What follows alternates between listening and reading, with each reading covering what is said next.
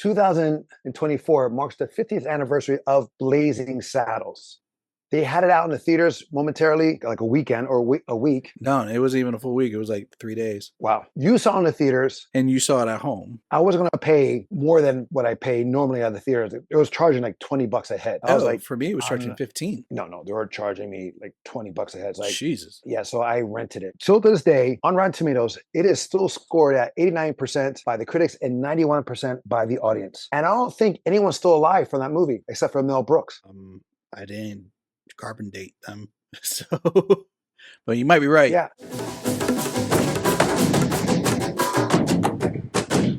Welcome back to Tales of Two Bros. My name is Angel. I'm Adon, where we give you a review at least once a week. Spoiler alert. How was your movie theater experience since you're the only one that went between the two of us? So I went with a coworker and we were joking around. My coworker's like, there's only going to be really old black folks.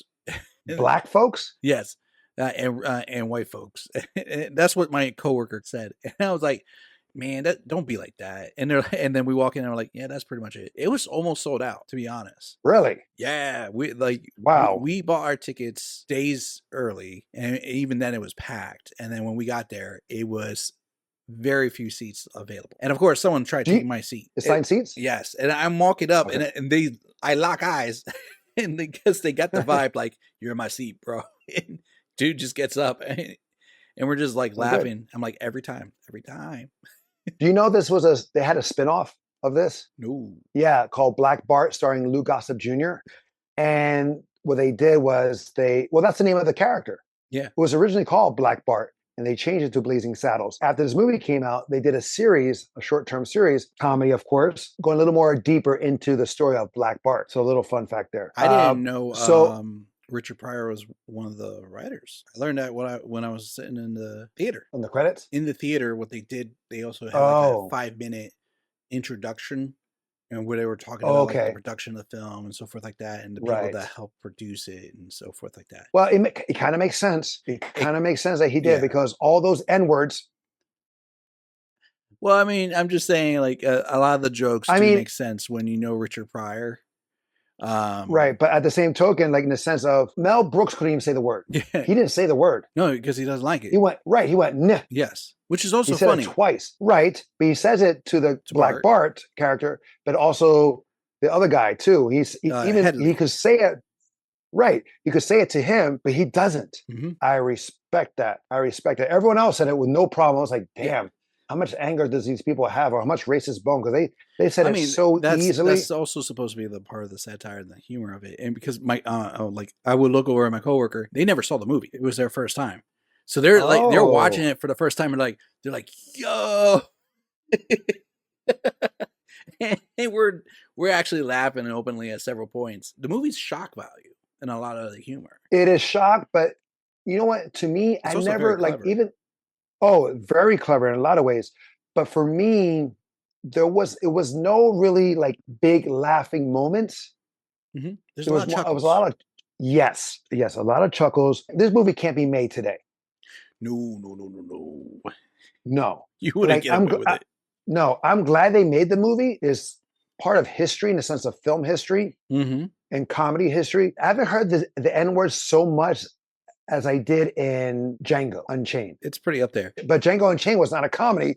It was a straight up like drama, like action movie. Yes. But I mean, even though it was dropped a lot, like it was very clever in some of the ways, like what they would do, like because it's a statement on like how that society saw people of color, at the time a lot. Right. Like when they first bring the sheriff. Do you have eyes on the sheriff? He's like, I see him. And they start playing the music. He's like, the sheriff is like, meh. He's like, but that's not what I said. I understand, but I don't know if I appreciate that or not, because so many people were already saying the word. Like, why bleep it out?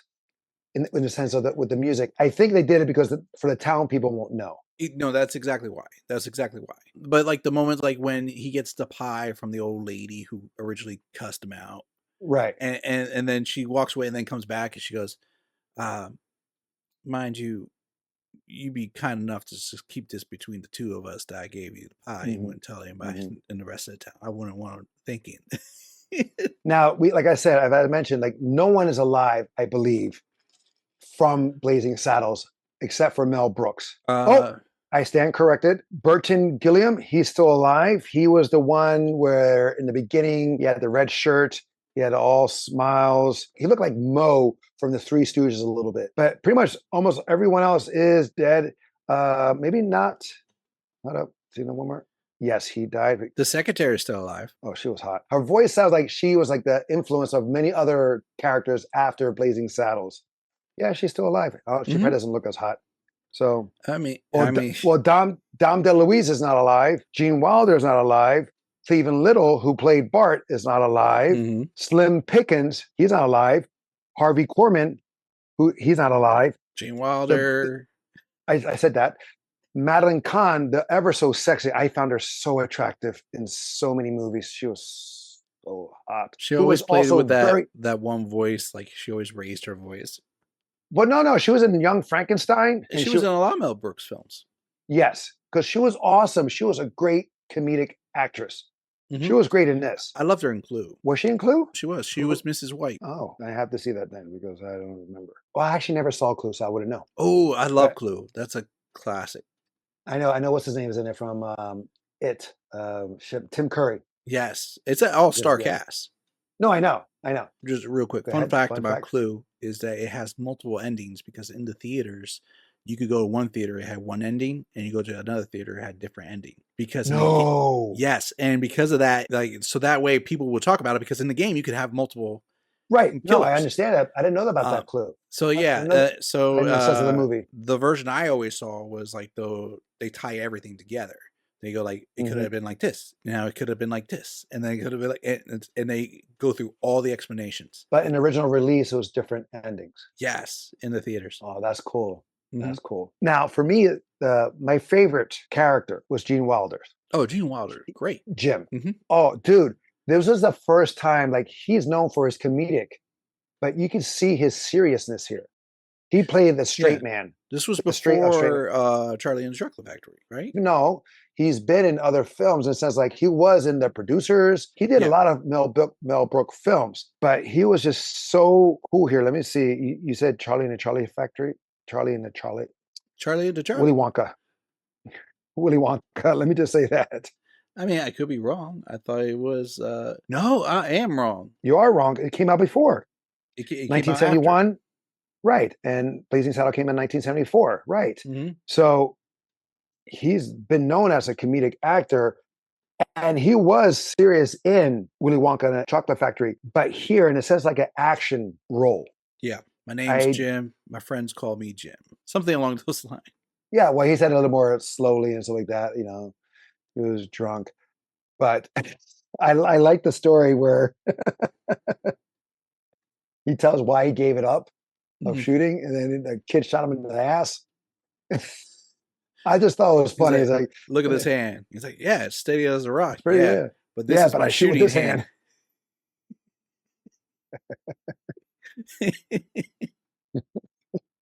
But he shoots with both hands. No, he does. He does shoot with both hands. But the little kid story is a good story. It is a good story because he's like, you think, no, because it comes out, you think he shot him. You thought he shot the kid. And then he says he didn't. He tossed the gun. But he's says, like, I realized that's too far. I'm going to take an innocent life or something like that. Then he turns around.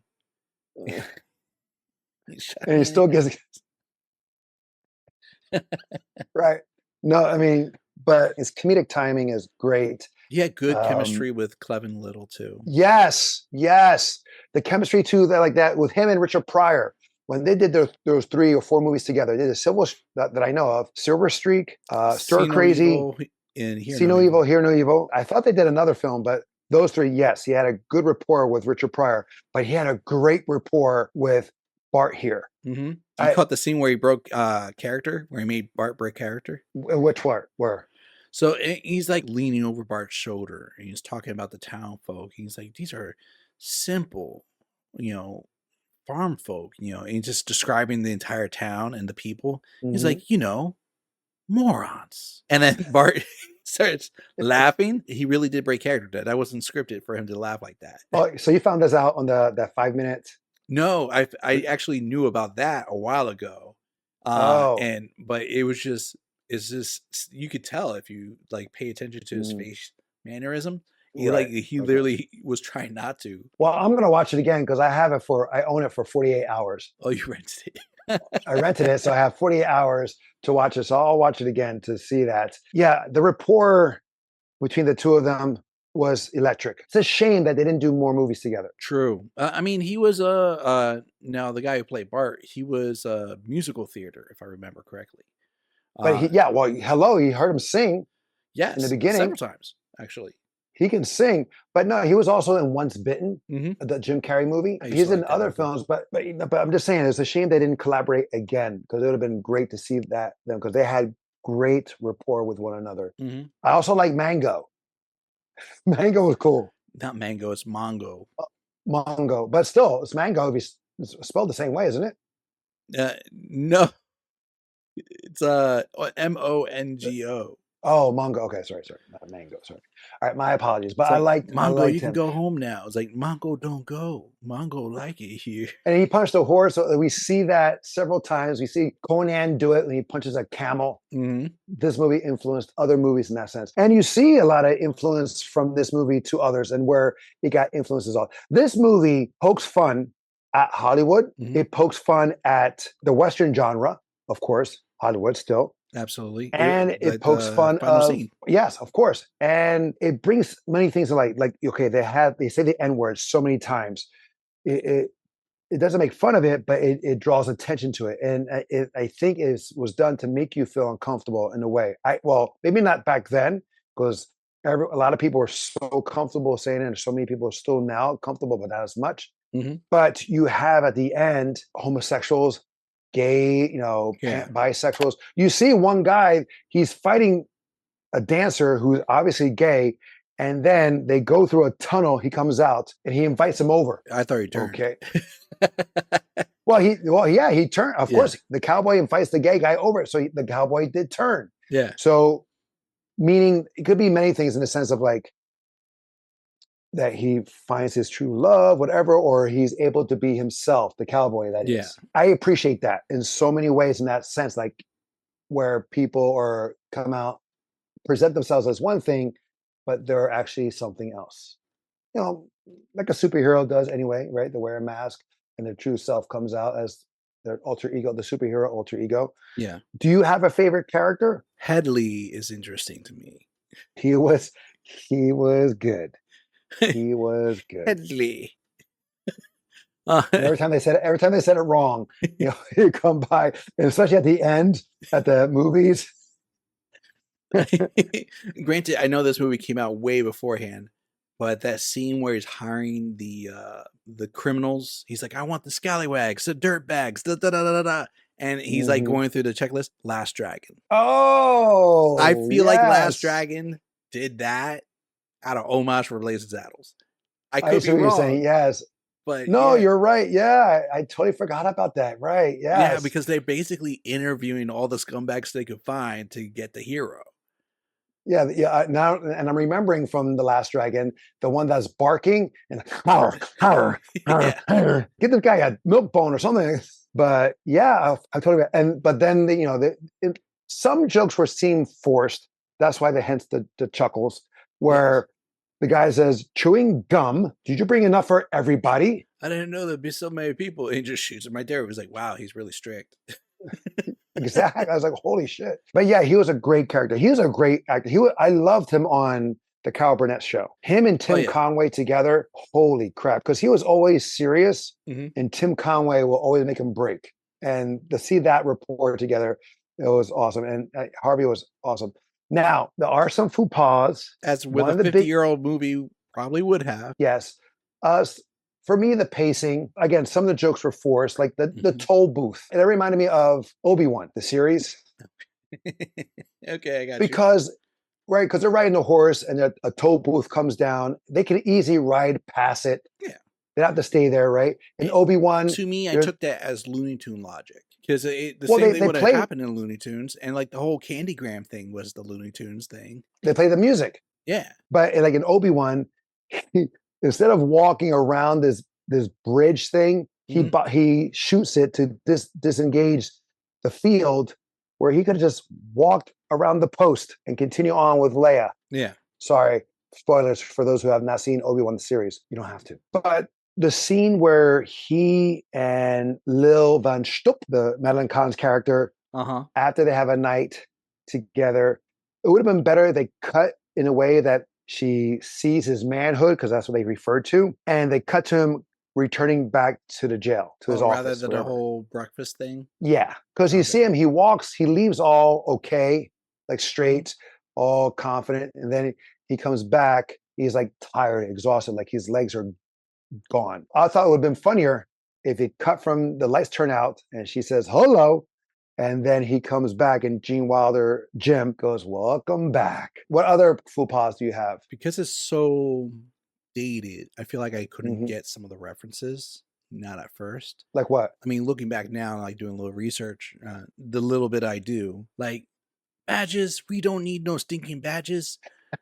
For me, I know that reference from this movie. That's actually referencing something else. And that is? The Treasure of the Sierra Madre. Don't ask me more about that. Don't know.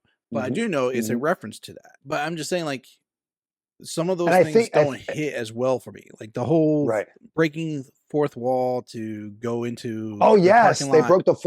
broke the fourth wall Yeah. a couple times with Bart, with Hedley, and I was like, "Oh, this is Deadpool." I was like, "Oh my god, I'm watching Deadpool here." Breaking the fourth wall. You know, Hedley's asking questions like, "Why am I asking you?" And you're like, "Oh shit, he's talking to us." And you forget. Oh, and then like some of the action scenes, they speed up. But I think that's homage to the because old that was the old westerns. school westerns they would do for the fight scenes. They would do a lot of speed up photography. And plus, like the black and white westerns, like the silent films were also like that. It said it was filmed in Technicolor, but this film was done always in color. I mean, the method that of how they did the film probably was intended to be like Technicolor as a homage to the original. Granted, we were experienced with this, and this is very nostalgia. The aging of it doesn't carry as well because you don't get everything. I mean, I do because I'm older. Exactly, but I'm saying, like, granted, it's only like a 12-year difference, but yeah, like, but still some of it didn't hit. Right now, I like also the hangman. It did not the executioner. Fit. Yes, but it did not fit. But it was funny because he's dressed like in the like old England. Like medieval times. I mean, he's getting ready to hang a man and his horse. I understand that, but the way he's not dressed like a Westerner. He's dressed like he's from knighthood. He's from, old England.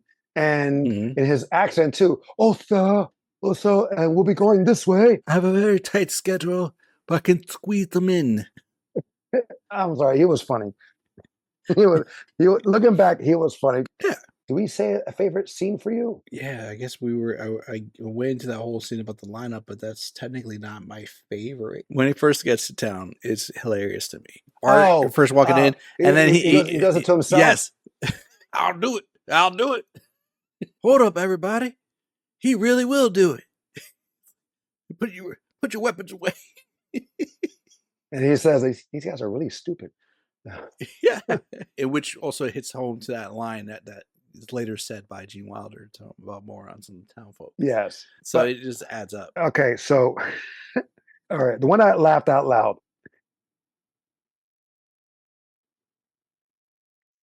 is when they're in the lineup and they come up as the KKK. Yeah.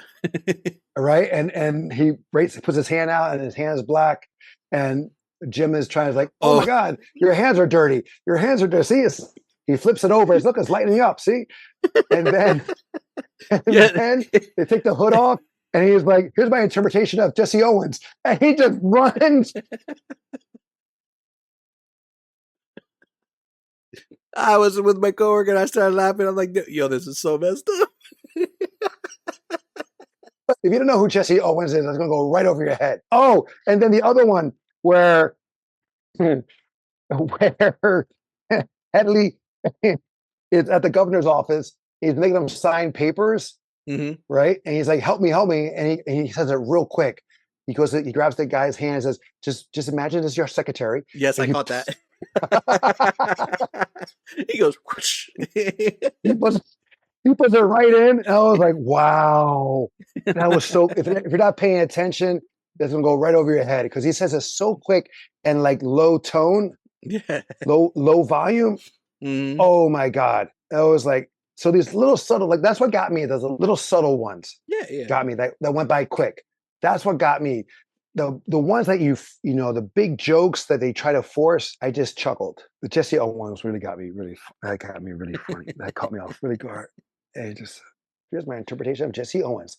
All right, so on Rotten Tomatoes, 89% by the critics and 91% by the audience. Where do you see it as? I'm gonna go with the critics, 89%. I'll actually go a little lower, 85, because again, this is a huge comedy. The comedy wasn't there as much like it used to. It was more of the subtle statements, the subtle comments made. That for me got the bigger laughs. You know, I could also make the argument that the film, in discussion, you get more humor in discussion of the film. Like, Oh yeah. Like us Yeah. talking about it, I'm laughing almost more than I was in the theater because when you're first processing it, it's a lot. But when you got time to sit on the jokes, they're really good jokes. Some are. Yes. Some are corny, like, oh, the band, the bandwagon made their own circle, so we made our own. Yeah. Going in a circle. I was like, really? They're darker than me. And that was also a funny thing because again, they're speaking what, Yiddish or well, yeah, because it's Mel Brooks. Yeah. And that's the thing they did back then was they had like white people play Indians, right? They color their face, they darken their face, and like that. I mean, the guy he talked to, the other fellow Indian, was Asian. Yeah. It was a joke on that, a parody on that sense. So, I mean, that's what this whole movie is a love letter to Western films, but also a parody to Western films. True. And a parody on Hollywood too. Of movies of this caliber, I would say there's one movie that I would put above this in as far as because this is like what, satire, right? A parody satire. Yeah. So like for me, Airplane is one of the, if not the best parody satire. And we gotta watch that. Yeah. And all I remember is like clips I've seen on YouTube like that. I don't remember seeing the movie in its entirety. Oh. No, we So definitely I'm down watch to I'm down to watch it. it. Is it worth a watch? I think so. Since you saw it in the theater and I saw it at home. Oh, and that was the other thing. Audio did not hold up. Because like now in theaters, everything's like surround sound. It felt like I was watching on like a giant tube TV, the audio just coming at me face. You know what? I forgot to say that about Batman Mask of the Phantasm was the same thing. The audio was horrible. Exactly. I don't know if that was because of the way the recording that the theater had, but it doesn't feel that way. It was recorded to be that way.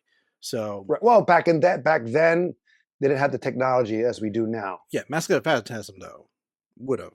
They should have. Yeah, they should have had that. Yeah. So I would say for the like talking point of it, yeah, not necessary. Oh, what about the audience responses? Were they responses to the jokes? Did they laugh at the subtle stuff or they laugh at the forced jokes? A lot more subtle, stuff that they were laughing at.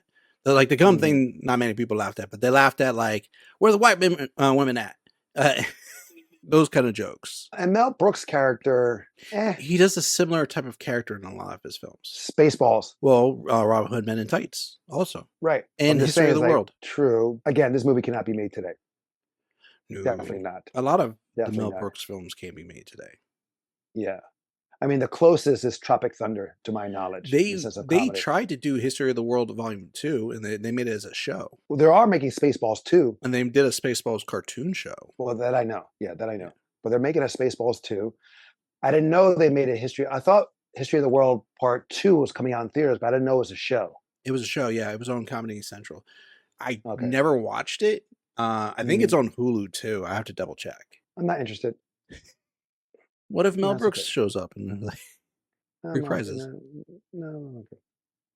There's some good scenes in the original, but there's no need for me to see it. Fair enough. All right, guys, that is our throwback review of the 50th anniversary of Blazing Saddles. Have you seen it? What was your favorite moment? Who's your favorite character? Let us know in the comments below. And as always, please follow us on Instagram. Until next time, will be the next time. I'm Angel. Madon. Love you, bro. Love you too.